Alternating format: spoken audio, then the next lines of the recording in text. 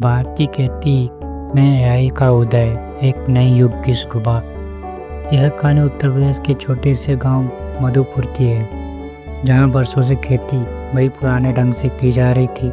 खेतों में बैल चलते थे और किसान मौसम के भरोसे जीते थे। गांव का एक किसान श्याम बाबू और उम्र कोई 50 साल थी।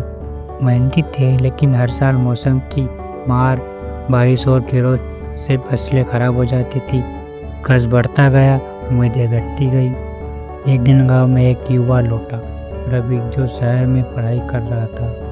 वह एआई के बारे में रिसर्च कर रहा था। रवि ने अपने चाचा श्याम बाबू को समझाया, चाचा, खेती सिर्फ मेहनत से नहीं, तकनीक से भी की जाती है।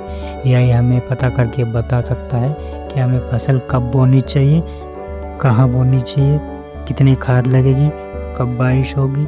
श्याम बाबू को यकीन नहीं हुआ, मशीन हमें कैसे सिखा सकती है? उन्होंने पूछा।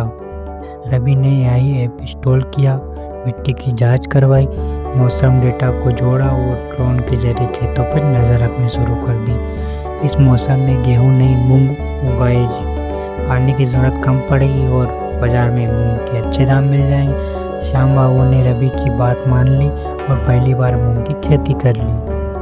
मूंग की फसल शानदार हुई। कभी जो खेत नुकसान देते थे, अब वह मुनाफा देने लगे। और सबसे बड़ी बात, अब श्याम बाबू मौसम के डर से नहीं डरते, क्योंकि एआई उन्हें पहले से ही सतर्क कर देता। श्याम बाबू की सफलता देखकर दूसरे किसान भी जुड़ने लगे।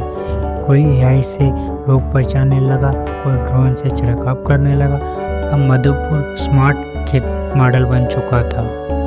किसान मोबाइल से अपनी फसल का हाल देखते थे और शहरों में ऑनलाइन फसलें बेचते थे। ये सिर्फ एक गांव की कहानी नहीं है, यह उस भारत की शुरुआत है जहां किसान सिर्फ फल नहीं, अब एआई का माउस चलाता है।